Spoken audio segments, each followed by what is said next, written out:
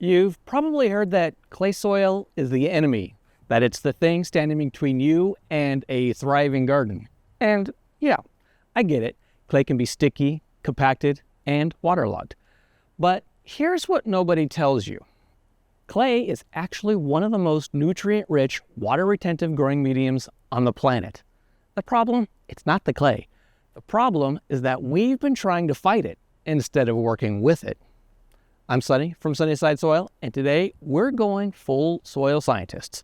We're going to look at what clay actually is, why it behaves the way it does, and the legitimate science-backed ways to improve it, without wasting your money on bag after bag of sand. Stick around, because by the end of this video, you'll understand your clay soil better than most people who have been gardening for decades. Let's start with the basics, because this is where most advice goes wrong. Soil texture is determined by the size of mineral particles. Sand particles those are the biggest. You can actually see them. Silt is medium, and clay, well, clay particles are incredibly fine. We're talking less than 0.002 millimeters. You would need an electron microscope to see one single clay particle clearly. And here's where it gets interesting, because clay particles are so tiny that they have an enormous surface area relative to their size. 1 gram of clay can have a surface area of several hundred square meters. Now, those surfaces carry a negative electrical charge, which means that they attract and hold positively charged ions, things like calcium, magnesium, potassium, and iron. In soil science, we call this the cation exchange capacity, or the CEC. And clay soils have some of the highest CEC values of any type of soil. Your clay soil is literally a nutrient bank.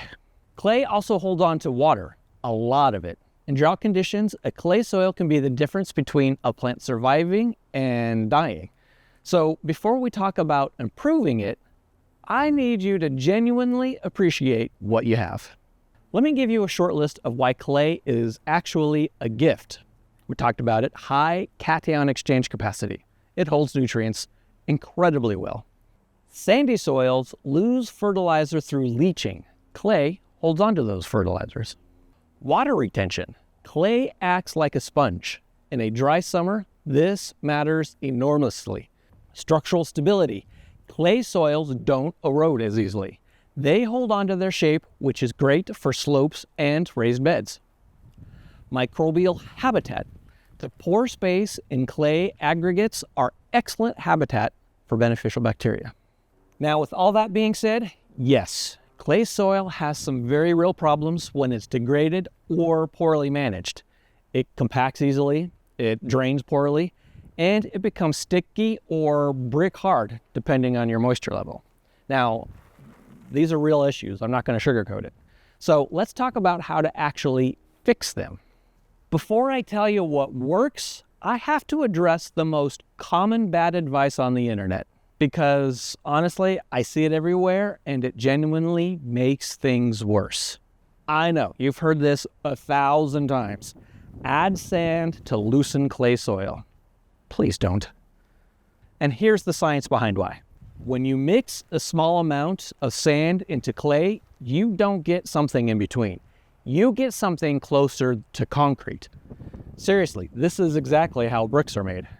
A low sand to clay ratio creates a dense, locked structure where the sand particles sit in a clay matrix and everything just kind of seizes up. The drainage gets worse, not better. Now, if you added massive quantities of coarse sand, like a 50-50 blend by volume, you might shift the texture, but we're talking like wheelbarrows upon wheelbarrows, and you'd still need to address the underlying biology anyway.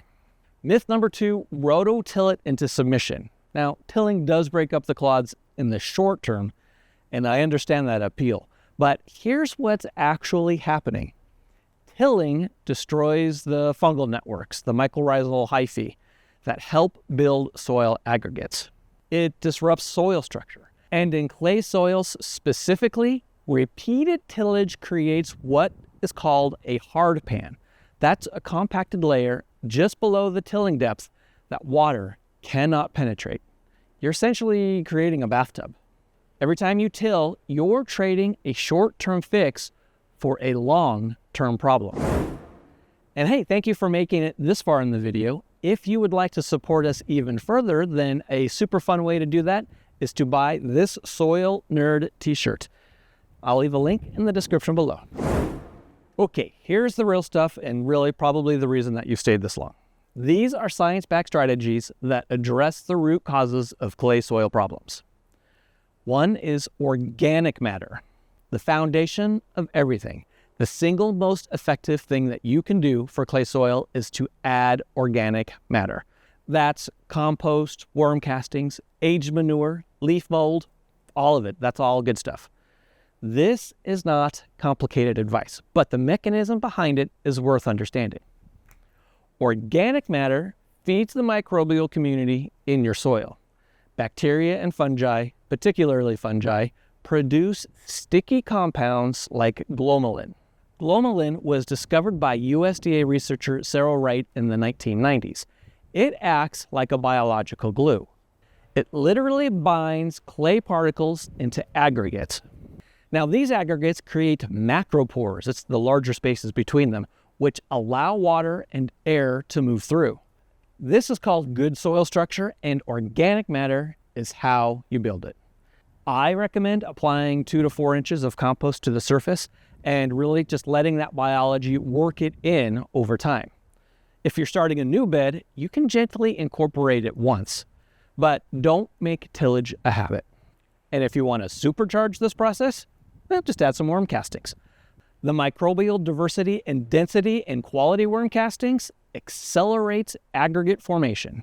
And this is something that we talk a lot about here at Sunnyside Soil. Number 2, know when not to work your soil. Now, this one is critical and it's completely free. Do not work clay soil when it is waterlogged. Clay particles are platy and flat, like microscopic sheets of paper. When clay is saturated with water, those particles are essentially floating, fully separated from each other with no frictional resistance. The moment that you apply pressure from like a boot or a tool or a wheelbarrow, those particles get pressed together and align flat against each other. That is compaction. And compaction in clay is extremely difficult to undo. The test is simple, really. Just grab a handful of soil and squeeze it. Open your hand up. If it holds a ribbon or it stays in a tight ball when you poke it, then it's too wet to work. If it crumbles apart, then you are good to go. After a significant rain, you want to wait at least 24 to 48 hours before entering your beds. Really, it's better to just lose a day than to spend years trying to recover crushed soil structure. This is also why permanent raised beds with defined pathways are really just so valuable in a clay soil. You designate the areas that get compacted. The paths and the beds, well, they just never get walked on. Number 3 is cover crops, biological tillage. Now this one is elegant. Instead of mechanically breaking up your clay, you grow plants that do it for you. Certain cover crops, like daikon radish, that is a great example. Another favorite of mine is sunflower. They have a tremendously deep and strong taproot. And it's those taproots that physically penetrate compacted clay layers. When the plant dies, those roots decompose and leave behind channels. These biopores are pathways for water, air, and future roots to follow. You're letting the plant do your tillage for you. Number 4 is mulch. You want to protect the surface clay soil before it dries out. That surface crust can be nearly impenetrable to water runoff instead of infiltration. The fix is keeping the surface covered.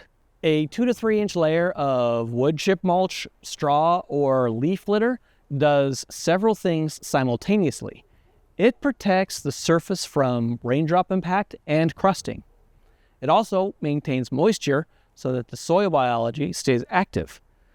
It moderates soil temperature. And as it decomposes, it adds organic matter from the top down. which is exactly how nature does it. You just want to make sure that the mulch is pulled back slightly from the plant stems, but other than that, be generous with it. Now, mulching is one of the highest leverage, low-cost things that you can do. All right, I want to be real with you. Clay soil improvement is not a one-season fix. If you're starting from compacted, low organic matter clay, you are looking at least 2 to 4 years of consistent practice before you can see dramatic results. But, and this matters, you will see incremental improvements every season if you're doing the right things. In year 1, you might notice better drainage after a rain.